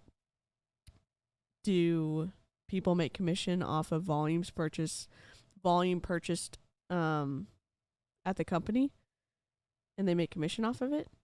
Yeah. So, oh, Janet, we already kind of got that early on. Oh, wait, was it? I think you're right, Sky. Those are issues with the business model. In my opinion. Selling the dream. My own uplines all the time. Dominic, you're trying to get people to eat steak and potatoes when you got to keep them on the bottle. Bullshit. If we're going to get people in this business, treat them like fucking adults and tell them, this is how to pitch. This is how to close. This is how to be transparent. This is how to wind up talking to new people, talking to people you know. It is a business of sales. It's not a business of sales. It's a business of volume purchased at the company. The sales come in when you're talking someone into being an independent contractor underneath you. I say it's not a business of sales because people make commission off of volume purchased with that company. So Mary Kay or Young Living, I buy something with Young Living, I get 100 PV or whatever PV put under my personal volume that goes towards my rank. And is there a cap on that? Yes, but my upline 6 levels up makes commission off of what I purchase with a company, not what I sell to a customer. Do they make commission off of what a customer purchases from the company? Yes. Do they make more commission off of what an independent contractor purchases from the company? Also, yes. So it is not a business of sales, in my opinion. The only sales that it involves is selling people on the idea that they are going to be successful and make a lot of money as an independent contractor with a multi-level marketing company. I can't believe you actually made a valid point. You have to market yourself. We're not selling a dream. We are selling an opportunity. And again, here's where that goes, right? You're selling an opportunity. No, I'm sorry. The company I'm with gives me a fucking opportunity. As long as you wind up every month renewing X, Y, and Z, the opportunity for you to make money is there. Sure. They don't sell me any fucking promises. The opportunity is legitimately there. Most people are looking at network marketing. It's like crypto, and they put this in there. You're going to make $1 million in your first 6 months. That's the problem with network marketing. Everything else you've said is bullshit. It's fucking, you're lying because you're not talking about the volume of hours people have worked. You're not talking about hey, you've made $800,000 with Patrick McDavid's business last year. How did you do it? You're not talking about, did those people align themselves with other people and did they sell them? Did they market them? Did they present the best value to get other people to say, I see the vision, let's do this? And where the ones who made $20,000 that year, maybe they just can't talk to people. Hey, would you like to see this new business I'm in? Maybe they need to spend more time learning how to fucking talk to people and promoting. Because it is how you talk to people. I told you, the reason people are... I don't think he understands. Maybe he does. Being able to talk people into becoming an independent contractor, sure. That depends on sales. You need to be a skilled salesperson to do that. Jessie Lee Ward is a good salesperson. She has talked a lot of people into buying ketones and to being independent contractors underneath her in her compensation downline, her compensation pyramid, and telling them they can be successful too. And some people have purchased and sold enough ketones to meet certain guidelines, like being a car earner, underneath her. Are all those people still with her on her team? No, they are not. So while she has said that she has developed this many, however many, 150 plus car earners, they're not still with her. They're not still having Prove It pay their car note. You have to do a certain amount of volume to continue having them pay your car note. So I think he and I are on different sides of the idea about what a multi-level marketing company actually is in terms of like sales and what sales actually look like and what it is meaning, what the meaning is behind being a good salesperson in a multi-level marketing company. I hate the sentence, it didn't work because they didn't work. Yeah, me too. The top are so successful is they're influential, they're charismatic, and they know how to talk to people. That's one of the reasons I was one of the best cops out there, because I knew how to talk to people. All right, let's keep going. Because to succeed, you have to recruit. And yes, you do. You have to knowingly bring people into a system where 90% of the people make less than a McDonald's salary. Well, let's look at McDonald's for a second. When McDonald's first opened and they were trying to sell their franchise, he did not address the point of people at an entry-level position at a McDonald's and how much they make compared to what people make in multi-level marketing. He skipped right over that. He's about to try to take away from McDonald's, so we think less of McDonald's instead of looking at the exact point. Hey, entry-level McDonald's employees make more than most people in multi-level marketing. I think, again, I would have more respect for him if he addressed the points that were brought up in the video instead of skipping around and getting huffy about this guy that he's responding to that we can't see. Mr. McManley. Out there, burgers were pretty common. What was the success rate of people who didn't know how to be entrepreneurs to come into McDonald's? Did they say, well, I don't know what the backstory was of that. Or why is it that there's so many franchises out there that fail? What is you have to do this too. If you're going to present this argument, which I want to support the anti-MLM people to say, yes, we need to call this out. Do the fucking homework. Tell me how many brick and mortars in America, in capitalism, start up every year and fail compared to the claims you're making of the failure in network marketing. I'll already tell you, it's high 90s of people who get in network marketing and fail. I want to hear how many people open up t-shirt companies, pen companies, coffee companies, mug companies, whatever company there is, how many people open up businesses and fail every year? Okay. I want to hear that number. Come to the table with that and let's talk. Why doesn't he know that number? I mean, let's just look it up real quick. I'm just going to type it in. Oh, my Lanta. How many people fail? Brick. Come on. Keyboard. Brick and mortar business failure in America.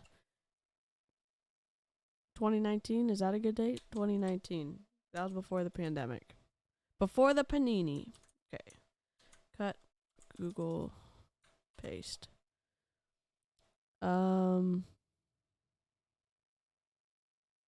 List of retail company bankruptcies. Here's a list of 139 bankruptcies in the retail apocalypse. This is 2022 and why they failed.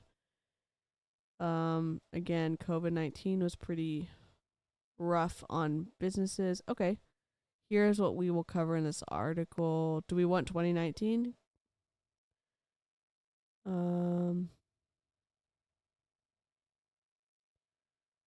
Oh, Sugarfina went out of business? I thought they were still open. Oh, they filed for Chapter 11 bankruptcy. So Sugarfina, Destination Maternity, Forever 21 filed for bankruptcy. That doesn't mean that they closed. Fred's, Barney's New York, Avenue, Agassi, Charming Charlie, second bankruptcy. FTD, Hollander Sleep Products, Sonia Reichel, Roberto Cavalli, Z Gallery, Diesel, Charlotte Russe, Full Beauty Brands, Payless, Things Remembered, Beauty Brands, Gymboree, Innovative Mattress Solutions, Shopco. So this doesn't give numbers. That's just bigger businesses that filed for bankruptcy. Let's see. Google actual number of failed businesses in 2019. I'm trying to be fair because I know a lot failed in 2020 from the pandemic. 2019 small business failure rate. So they're saying in this article, 6.5 million businesses launch every year, but only a handful enjoy long-term success. Here's what failure rates look like broken down by year. First year, 21.5% fail. The second year, 30% fail. The fifth year, 50% fail. And the 10th year, 70% fail. And they have broken it down into categories of businesses as well. So there is a lot of failures in brick and mortar and small businesses. So yes, so the bankruptcy list doesn't mean they closed, it means they filed for bankruptcy. I'm looking at a different article now that actual businesses that closed in 2019 and looking at percentages of the closures.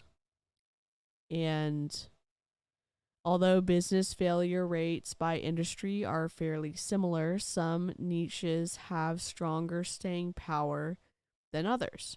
The businesses that are most likely to fail in 2019 include grocery stores, local trucking, plumbing, heating, and air conditioning, security brokers, and dealers.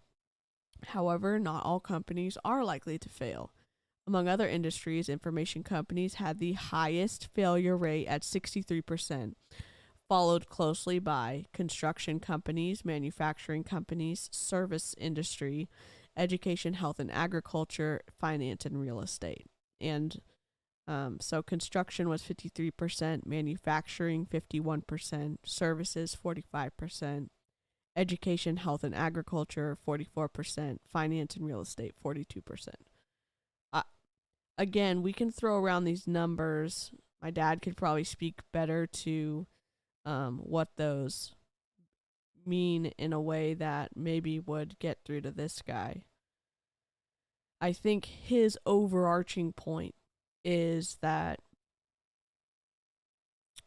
us bringing up how many people fail in network marketing is and saying that only traditional businesses and small businesses away from the multi-level marketing model are have a right to exist, when if the failure rates are the point of contention, then how come we're not talking about the failure rates of other small businesses? That seems like a decent question. Now, do I understand what all these failures mean in a way that understands? Not at this time. I need to do some more reading, some more digging, and maybe talk to my dad. He has a master's in business. He's really smart. And I don't know the best answer yet, and I'm happy to learn and to look into it. That's still significantly lower than multi-level marketing. I think so, Janet. I think so. Where it's probably slightly more than that, right? Yeah, actually it is, because actually it's 95% of people, because these 4.8% make only $15,000 a year. I think a minimum wage at McDonald's makes a little bit over that.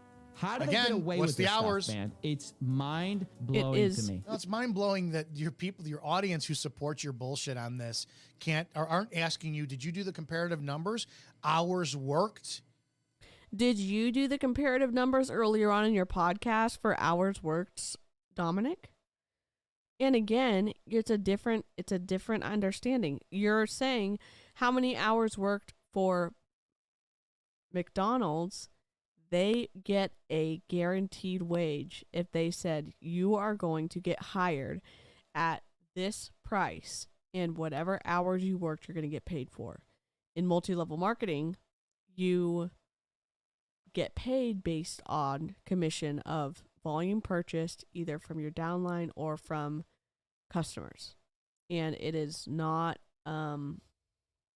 it's not a sure thing that you're necessarily going to make money in multi-level marketing, but it is a guaranteed thing in like a service industry situation or an hourly paid position in a traditional business, that if you work 1 hour, whatever your contract says you're supposed to get paid for that hour, you're going to get paid for.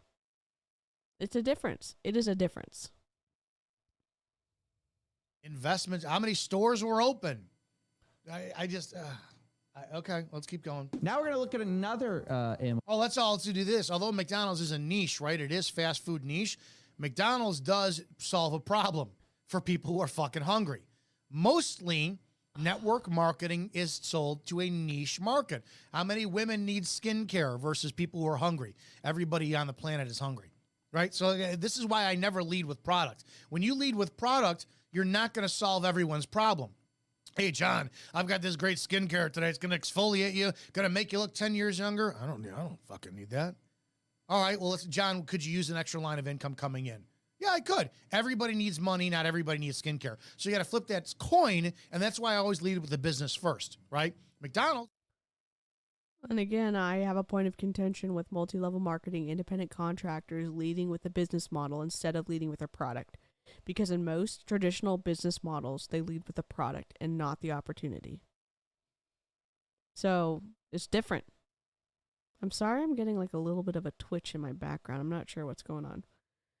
I'm pretty sure this dude is stating that McDonald's is higher working a full-time 40 hours annual income. Okay. Lynn said, I mean, the logic of criticizing others and doing the exact same thing themselves is not making sense for me. It's not for me either, Lynn.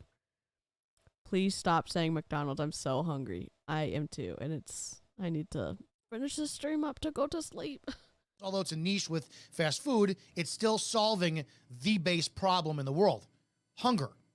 So the fact that you keep coming back to the McDonald's reference, McDonald's will always be needed. Skincare might not always be needed. Shampoo might not always be needed.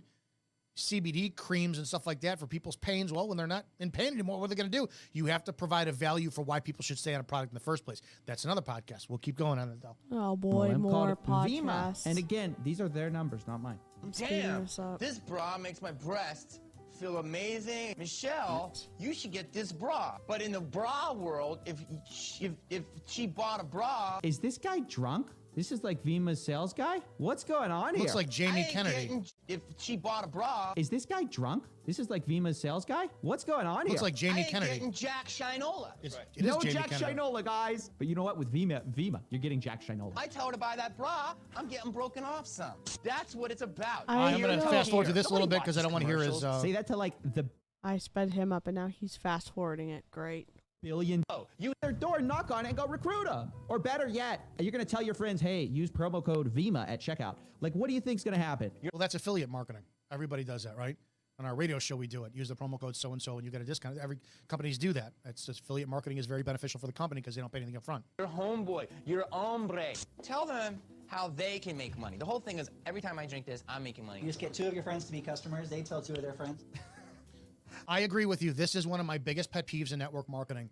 You just go get 2 of your friends to become customers. Do you have any idea how fucking hard that is? This is where I will align with every single anti-MLM person on the planet because my upline did this and I said, I'm tired of doing this bullshit. Because I would have people who come in who don't get 2 people for a fucking year. There's something about the energy you're giving off. You're pressuring people. No, let's do this. People want to buy. They don't want to be sold. What you need to do is say the business model is you becoming a customer and then putting 2 people as franchise customers underneath you. That sounds simple. It's not simple. And it may take you 3 weeks and it may take you 3 fucking years. It completely depends on the skill set that you have in order to talk to people. And that's why this is a volume business. Then you repeat that over and over and over and over and over again. That's all this business model is. It's you and 2 times infinity, which is why you must continue to recruit. It gets exhausting. It gets repetitive. But when you're making that money, why would anybody complain? Those of us who see the value in it. I was a cop. I had to drive around a squad car, pull people over, answer calls, arrest people, write paperwork. Did it every fucking day. When I was a bartender, make drinks, pour beer, money in the cash register. Every job you do is repetitive every day. This job just pays me far more money. So again, but I do agree with the people who say that you just recruit 2 people. Not that That's the lie. We have to talk about how difficult that truly is. I love how this is like the broke version of multi-level marketing. Like this is like the poor guy's version of a pyramid scheme. It's like they're not even trying. They're not even trying to make this look. Now, of course, when you go to their disclosure statements, you will find. All right, he's going to do more. People make 900. Doing more numbers here. I don't. I have no respect for this because you're not talking about the value they put in. Oh, he has 43,000 followers on Instagram. And it's such poetic justice that they actually end up making. He looks very different from his picture. Some of his pictures look similar. The vast majority of them. Way, way less than if they had just gone and been a Walmart greeter. It's because we're not training people. Because any fucking monkey could be a Walmart greeter. It actually takes a personality, a skill set, and you have to learn. How many cops out there are horrible at talking to people? Horrible. So every industry is like this. Heck no. I'm not stalking any of my friends and family. In fact, they don't even know what I do. He reposted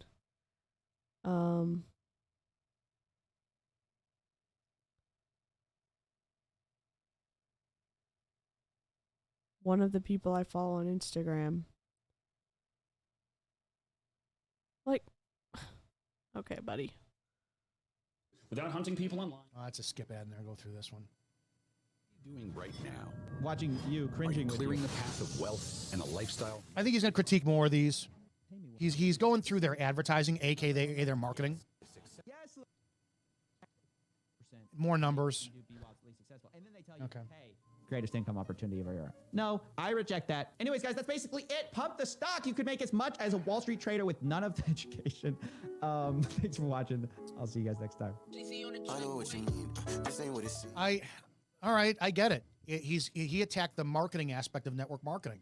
There's validity to it, but you name me another company out there that doesn't promote using sex and controversy to promote anything they're doing, from a podcast to a cheeseburger to music to a movies. It's marketing.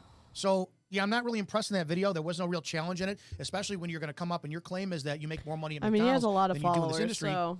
Well, if somebody made $10,000 that year for network marketing, but they made $40,000 that year in McDonald's, working 40 hours a week, 52 weeks a year, I'll say 51 to get 1 week vacation, and somebody worked an hour a day in their network marketing business, where's the scam? Stop with the cow. Oh, it's his outro. All right, guys. Again, I hope you enjoyed this episode. I didn't. If you have any suggestions or content that you want me to go over, go ahead and email it to bullofmlm@gmail.com. You can contact me directly, 708-982-0974, 708-982-0974. I want to continue doing these. This industry does need to be called out, but so far I have not met anybody who doesn't have an emotional attachment to calling this out with legitimacy. You guys have a great damn day, and we'll see you on the next podcast. Okay, we don't need to listen to them.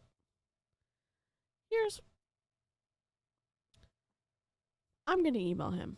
I'm going to email him some questions and see where that goes. He called out I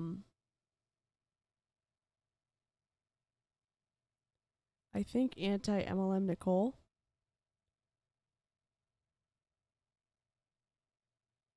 And she has 6,000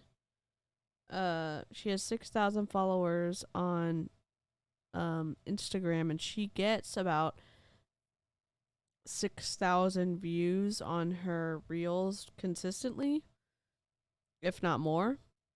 And he has 43,000 followers, and he's getting about the same amount of views on his reels. So analytics wise, her percentages are much better than his.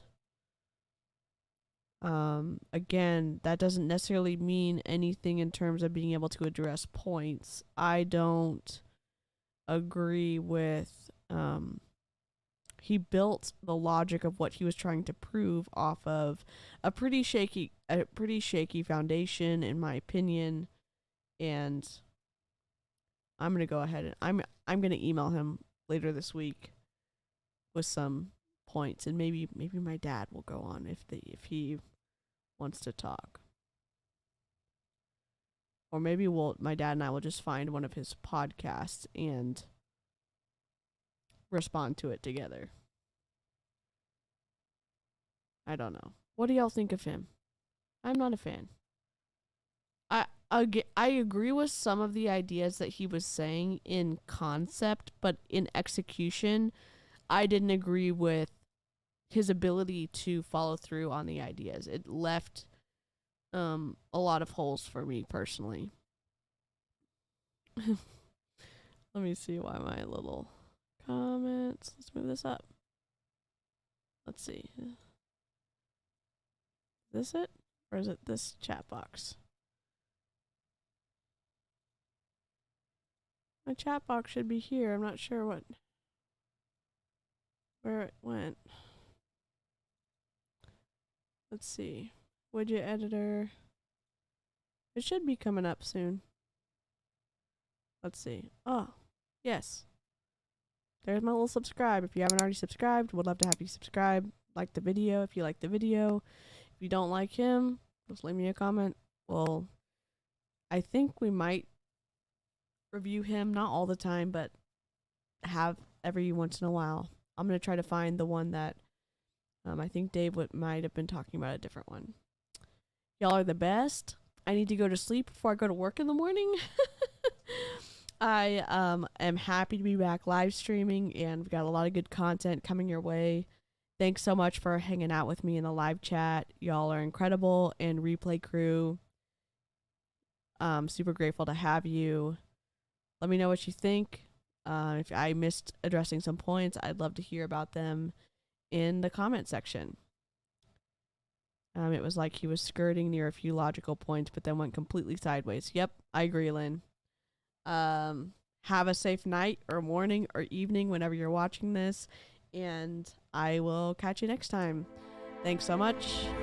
Bye.